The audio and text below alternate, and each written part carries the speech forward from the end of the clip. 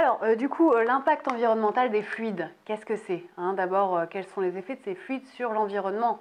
L'ozone, l'effet de serre, hein, et ben, on a pris conscience de ces effets néfastes il y a quelques années, notamment on a signé des accords à Montréal en 85, à Kyoto en 2005, hein, les accords à Montréal pour protéger la couche d'ozone, pardon, et à Kyoto pour limiter le réchauffement planétaire, réduire les émissions de gaz à effet de serre. Et du coup, l'incidence, c'est quoi? Passer des fluides chlorés à des fluides dits naturels.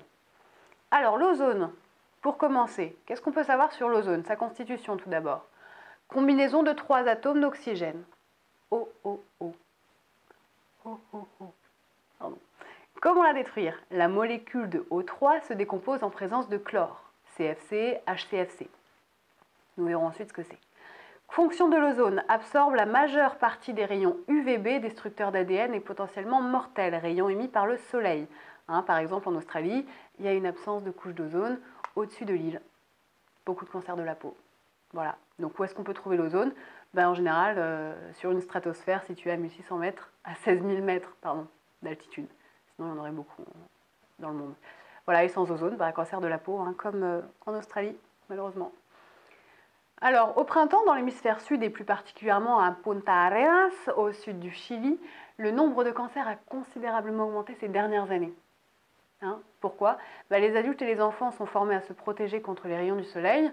Et maintenant, les enfants sont emmenés dans les crèches équipés de lunettes de soleil et de crème sur la peau, mais ça ne suffit peut-être pas à la protection contre le cancer. Donc le kit de survie dans cette région du monde, c'est casquette à longue visière, lunettes de soleil, crème à haute protection. Si vous partez en vacances au Chili, don't forget. Alors on a 2 familles de fluides contenant du chlore. La famille CFC, avec le chlorofluorocarbone, comme le R12, R11, R1381, R502, et la famille HCFC, hydrochlorofluorocarbone, comme le R22, R408A, R409A. Alors, pour comparer l'impact des fluides sur l'environnement, on a créé un terme anglo-saxon, ODP, qui veut dire Ozone Depletion Potential. Donc en français, on dira potentiel de destruction de la couche d'ozone. Hein. La base de comparaison est le R12 avec une valeur de OPD de 1. Le R22, comme on peut le voir sur le tableau, possède 20 fois moins de chlore que le R12, alors que le R134A a un OPD de 0, car il ne contient pas de chlore. C'est la famille des HFC, hydrofluorocarbone. Petit schéma sur le côté avec la famille, hein, CFC, HCFC et HFC, et les fluides qui correspondent à chaque famille avec l'ODP. L'ODP, c'est l'Ozone Depletion Potential. Potentiel de destruction de la couche d'ozone. Alors, qu'est-ce qu'on peut savoir sur l'effet de serre, hein? L'effet de serre, c'est quand l'atmosphère laisse arriver au sol 50% du rayonnement reçu du soleil. Donc le rayonnement émis par le soleil est absorbé par le sol et l'atmosphère, puis renvoyé vers l'espace en infrarouge. Certains gaz naturellement présents dans l'atmosphère ont la propriété de retenir une partie de ce rayonnement. Ils agissent tels les vitres d'une serre et entraînent une élévation de température. Grâce à l'effet de serre naturel, nous avons une température moyenne de 15 degrés sur la planète. Hein. Sans cet effet de serre, nous aurions une température moyenne de moins 18 degrés sur la planète. C'est moins sympa. Alors, pour comparer l'impact des fluides sur l'environnement, le terme anglo-saxon qui a été créé, c'est GWP, qui veut dire Global Warming Potential. J'adore. En français, on dira potentiel global de réchauffement. La base de comparaison est le CO2 avec une valeur de GWP de 1. Le R404A a une valeur de GWP de 3900, alors que le R22 possède un GWP de 1800. 2 fois plus. Évidemment, la priorité réglementaire a été dans un second temps de réduire le fluide à fort ODP pour ensuite réduire les fluides à fort GWP. D'accord? Donc là, on voit un tableau avec les familles CFC, HCFC, HFC et les autres, avec les fluides et les GWP qui vont avec.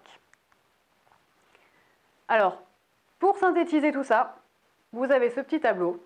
Hein, et sur ce petit tableau, on peut observer la transition entre les fluides à fort ODP et GWP vers des fluides à très faible impact environnemental, les fluides comme le R600A, le CO2, l'ammoniac ou encore le HFO 1234YF. Un nom barbare, encore. Attention, lors de la sélection d'un fluide, il est important de penser plus largement, c'est-à-dire qu'il faut voir l'impact de l'installation en elle-même sur l'environnement. Les fluides n'ont pas tous les mêmes capacités de production frigorifique. Plus clairement, si nous sélectionnons un fluide avec un faible impact sur l'environnement, mais que ce fluide est moins performant, il faudra sans doute un compresseur frigorifique plus puissant ou un volume de fluide plus important, et du coup on risque d'avoir l'inverse de ce qu'on avait prévu. Attention!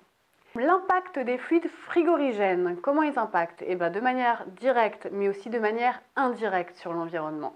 Les effets directs sont le GWP, la quantité de fluide émise dans l'atmosphère, la quantité de fluide contenu dans l'installation, la durée de vie de l'installation, et les effets indirects, eux, sont la durée de vie de l'installation, la consommation et l'émission de CO2 due à la production d'électricité. Voilà, c'est la raison pour laquelle le terme TEWI a été créé. Comme vous pouvez le voir sur l'équation, l'objectif est d'intégrer l'impact direct et indirect sur l'environnement. Dans certains pays, dont la production d'électricité est réalisée par des centrales au charbon, évidemment l'impact environnemental indirect est important. Il est donc nécessaire de travailler des installations moins énergivores en électricité. Par contre, dans le cas de production d'électricité par du nucléaire, l'impact en émissions de CO2 sur l'environnement est encore plus énorme, donc le TEWI sera forcément plus faible.